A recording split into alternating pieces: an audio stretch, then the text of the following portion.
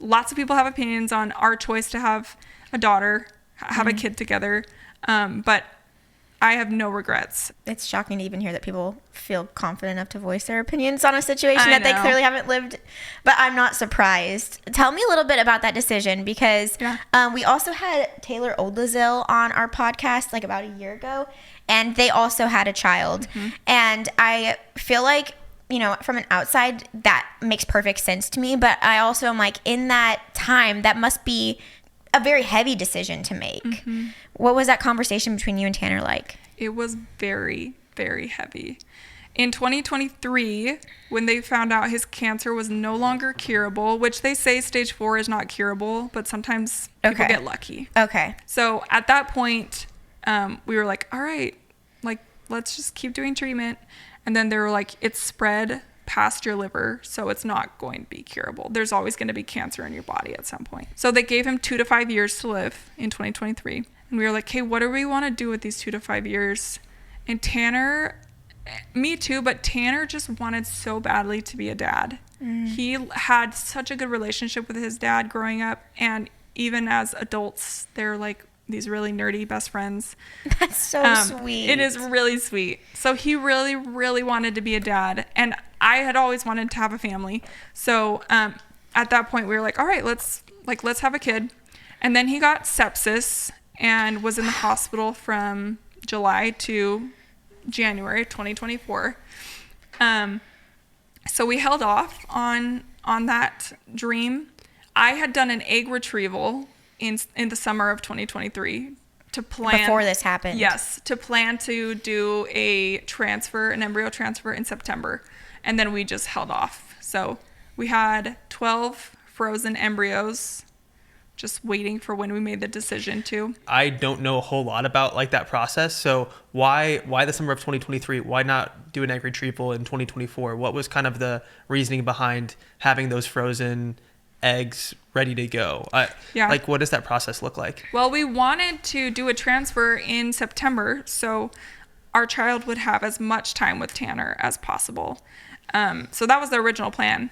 And then Tanner was too sick, and I was like, it's funny that I say this now, but it's like, I don't want to have a newborn and have my husband be on hospice. Yeah. Which is literally what I lived. Yeah. Like once we did decide to have a baby. Yeah. So when we made the decision to not do an embryo transfer, we decided if you ever get on treatment again and the treatment is working and like stopping your cancer from growing or shrinking it, then we're going to do the embryo transfer.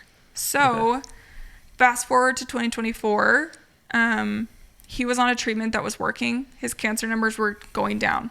So in July of 2024, we were like, okay, I think we're going to try to have a baby. Tanner's oncologist at the time said, you could be on this treatment for years and it work. You never really know with cancer because at some point it can just be like, I'm done working with this stupid drug, or actually drug that we love, but then it becomes a stupid drug because it stops working. Is it hard to have hope then?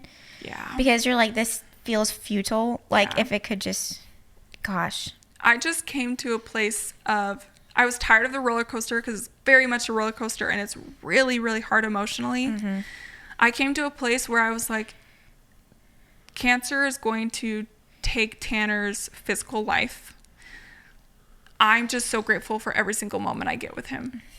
And Tanner, you can tell by his videos, he's a very optimistic and hopeful person. And so his approach was very different than mine. Acceptance came a lot further down the road for him than it did for me. Yeah. He had to fight. Yeah. So maybe that's part of it too. Yeah, and people say like the spirit of the cancer patient, you really kind of determines how long they live. And he has a really strong spirit. So, yeah. That's incredible. With Tanner undergoing chemo and all of these things, was it also like not safe to try for a baby because he has like all these like radiation, all these things going on in his body? So did he almost have to like bank, sperm at like a sperm bank sort of thing, and that's how they ended up, putting the embryo together? How did that work? Yep. So our oncologist was great. Before Tanner started treatment in 2020, he said, hey, you should bank your sperm because a lot of times people will come and become infertile after cancer treatment. Really? Yeah. Okay. Yep. So we banked his sperm back in 2020. That was a fun experience. What was that like? Why do you say that? Because you go to the clinic and they give you this cup. I've never heard anyone talk about this side of IVF. Poor Tanner. He's he's like, the way he describes it is so funny. They're like, they give you this cup and you go into this room and there's these magazines that are meant to help you. You're kidding. I'm totally serious. Wait. Totally serious. And there's this chair. I didn't know this. And it's like covered with like this plastic stuff. And he's like, I could not get past how many butts have been on that chair. And what they're doing. Yes. He's like, he could not do it there. So we had to go home. You had to go home? We had to go home to do it. You're like, I'd rather you not look at those magazines anyway. And yeah, I was just like, I can do that. Yeah. So we went home and did it. And then you have to like bring it back in this like paper bag and everyone knows what's in it You're when like, you walk we in can there. still make this sexy. Yeah. So that was fun. My goodness. Yeah. So, I've never heard about anyone talk about that side of things, but I always kind of wonder, like, you know what? That involves something different. Did you walk into this room with him, or did he described it to you? I mean, I walked in there with him at the beginning, and then I was like, I'll leave you to do your thing. And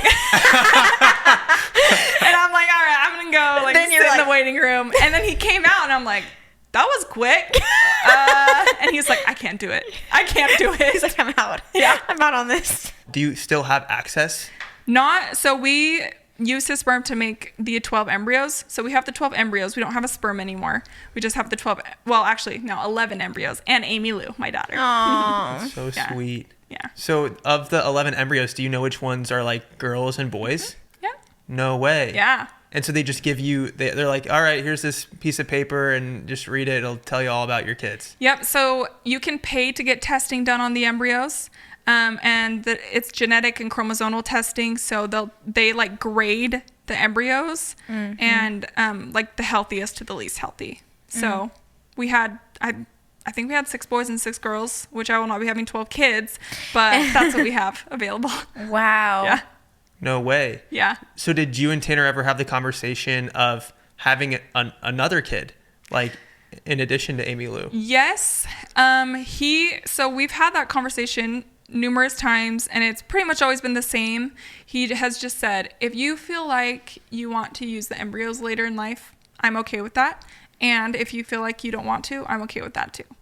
So I don't know what the future will hold for me. For now, I pay for them every month just to keep them there and keep them alive. Oh, that's something I didn't think about. It's like an embryo subscription. You pay to keep them in a freezer. It's $85 a month. Whoa. Yeah.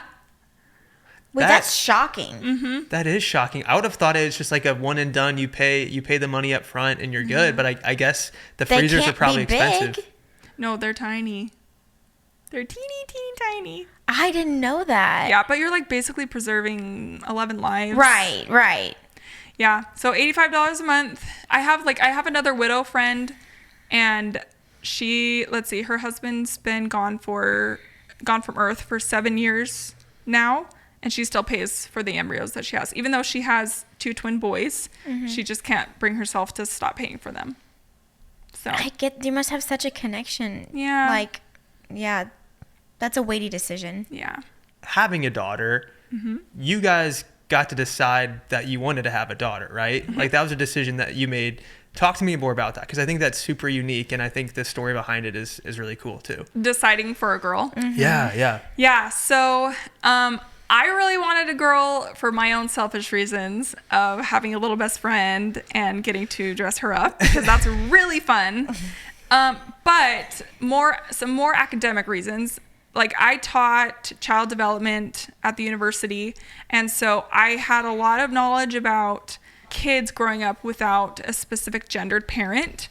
And the research shows that a son growing up without his dad, the statistics were not great. Okay. And a daughter growing up without her dad, the statistics are still hard, but same gendered kids typically need their same gendered parents the most. Okay. I'm just talking about like academically what the statistics say. There are always outliers. Right. Yeah. Right. There are always people that grow up without a dad and they're totally fine. But we were just basing it off of like statistics. That was the most information we had available to us. So, yeah.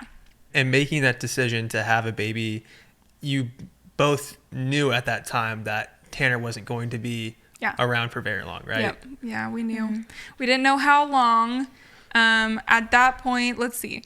In 2024, by the time she was going to be born, it would have been 2 years from the time they gave us the time frame of 2 to 5 years. Wow. So they were like, okay, like, we could have 3 years together. And then Tanner's treatment stopped working, so we knew it was going to be shorter than that. This was when you were already pregnant, or? Yeah. We were already pregnant. And you mentioned that like people were giving unsolicited opinions. I'm curious, Always. what were these ideas? Was it in your real life, or was it? Or was it just people online? No, it's just people online. Yeah, well. Yeah. What, imaginary people. I'm curious, what were they saying? I mean, they were like, that's so selfish to bring in a child into the world when the parent's going to die. And I mean, I would say that's the gist of what people say is like, oh, that's so selfish. There's no point in even giving. I don't understand why somebody would say that. I guess they don't have to take accountability for saying something so out there, but I mean, likely I thought like, these people are probably hurt people. Yeah. Maybe they grew up with a single parent. And so they were like, why would you like knowingly put a child in that scenario? Yeah. So that was just my thought. Like maybe they're just a hurt person. But I knew that I have a lot of love to give Amy Lou, Tanner's family, my family, and Tanner, even if he's not on this earth, we all have a lot of love to give her. And so I know she's going to be okay.